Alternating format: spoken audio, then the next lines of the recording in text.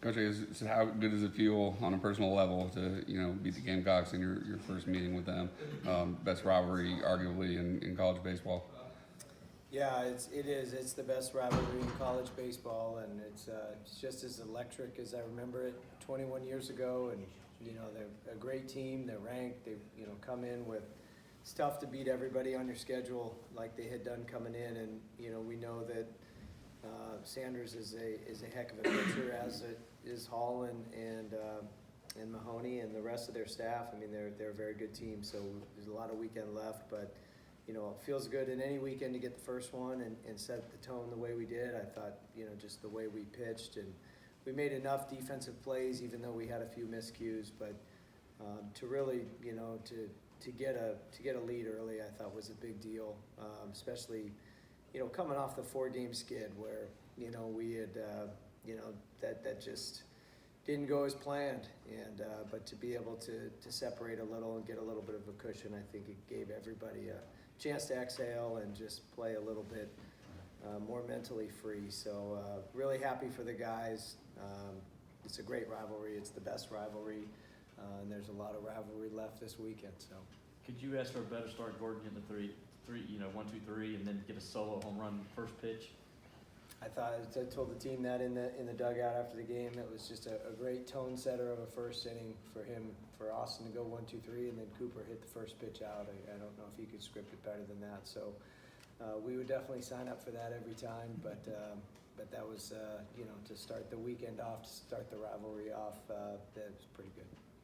From after the Upstate loss to this game, I guess what you see in practice that made you feel good about the guys, or how they kind of respond to that skid that you mentioned? Yeah, it's really nothing physical. It's more mental. It's just a mindset. We needed to stay positive, and we knew that the way we played the last 4 games had no bearing and no impact on the way we're capable of playing in this rivalry series. And so that was more the message of, we need to just get back to being the aggressor, and I thought our guys did that. You heard Blake talk about being on the attack, and I thought they looked that tonight. They came out with that type of, a boxer's puncher's mentality, and that's kind of how it felt. That's how it looked, and we're lucky it worked out for us tonight. It seemed like y'all were trying to attack early in the count with Sanders and trying to maybe jump on some first pitch fastballs. Is that kind of the mindset? Did you see something that you kind of like with that thought process? Well, he's got great stuff. You got a guy who's up to 96 with his fastball and has a slider, a curveball, and a changeup, and 2 different breaking balls, and both are swing and miss pitches. So I think any hitter, getting a first pitch fastball in the zone to hit. I thought our guys did a good job with that, getting a fastball early. But he's a great pitcher. He's got a very bright future ahead of him for sure. Good. Just moving a guy up one day, but to have Austin start the first game and set the tone the way he did, I guess, what does that say about him as a pitcher and his maturation? It says a lot about him as a teammate, as a pitcher.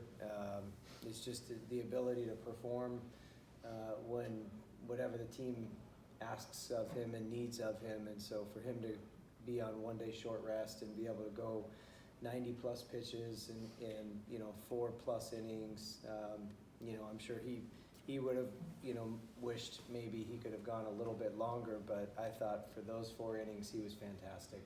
And, we knew we had all hands on deck, and, at the time of the game, we were thinking Lindley would be more of an end-of-the-game guy, but the situation of the game called for Lindley in the middle there to kind of try to shut down the pressure they were putting on us. But getting back to Austin, he did a great job and gave us the start that we were hoping for, just allowing our offense to establish a lead and to separate a little bit. So he did great. Coach, 3 more hits for Cam tonight. He's hit safely in all 9 of his first career games at the collegiate level.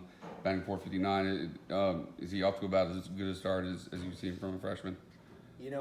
Cam's one of those guys. He's got a slow heartbeat. You can call it poise. You can call it he's neutral. He stays centered. Even when he's hitting doubles or he doesn't get too high, and when he gets thrown out on the bases or struck out on a changeup, he doesn't get too low. He just stays even. He stays neutral. He stays centered, and you know that's beyond the years of most freshmen. Most freshmen will mentally have the highs and the lows, and he doesn't. And I think that's why he puts himself in a good position to have a lot of success and just be able to go play, because he's able to stay in the middle. Obviously, you never want to lose a game, but do you feel like it was maybe good to get some early adversity and kind of be able to bounce back from that and get an early test before playing South Carolina? I do. I think adversity is always a good thing if you can make the adjustments and improve and learn from it, and you know, not make the same mistakes. We had a base running mistake today that we also had against USC Upstate, with running to third base with less than 2 outs or no outs, making the first out at third. So you know, we're still making some mistakes, but I like that we're making aggressive mistakes. Much rather us make aggressive mistakes than timid mistakes. So that we are making the good kind of mistakes, and told them, you know, every game, feel free to make mistakes. Just play mentally free. Go get it. You know, playground mentality. But I do think that adversity is good, and that's what you want early in the season. You want to have those opportunities for growth, and you know, there's no finish line when you're on that journey of constant growth and improvement like we are. But it's going to certainly help us in the long run, and I really think that will be one of the drivers for us to surge at the end and play well at the end. What sort of injuries Ryan deal with as well? What's his status? We got great news today, and it's a muscle forearm strain, just something in the forearm that will be, you know, kind of is the best case scenario for us. So I guess I would just call it a forearm strain, and you know, he should be back in a few weeks. Just 2 walks tonight. How much of a point of emphasis was that going into this series, limiting the free 90s? Yeah, we always try to keep it under 3 between walks and hit by pitches, and under 7 freebies total between any of their advancement on the bases beyond the norm. So I thought our guys we did a pretty good job, especially from a pitching side. We did allow some extra 90s defensively. I think we ended up with 4 errors on the scoreboard, which is way too many. But you know, we made enough plays defensively and our pitching really picked us up tonight. Those guys did a great job of attacking the strike zone. 2 walks, 1 hit by pitch, and just a really good job by Gordo and Jackson Lindley and Casey Talon. I think you had a 1 stolen base attempt tonight. Did the field conditions play into or influence your aggressiveness on the base paths? That was my fault.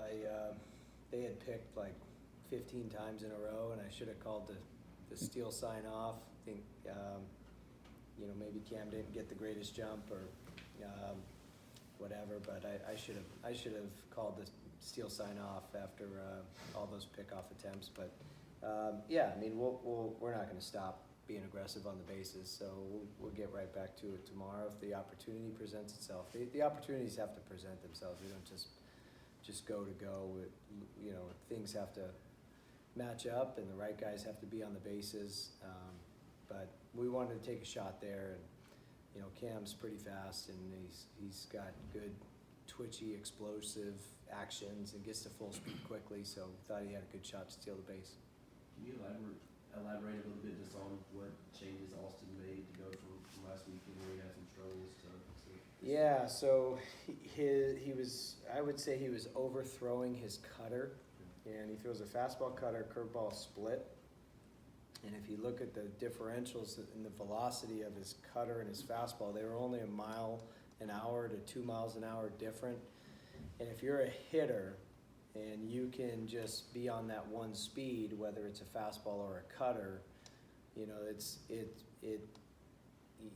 not like you're adding that second off speed pitch. It's like they're just both the same speed. And so for, you know, UCF's offense, they were able to get some pretty good swings off just because the fastball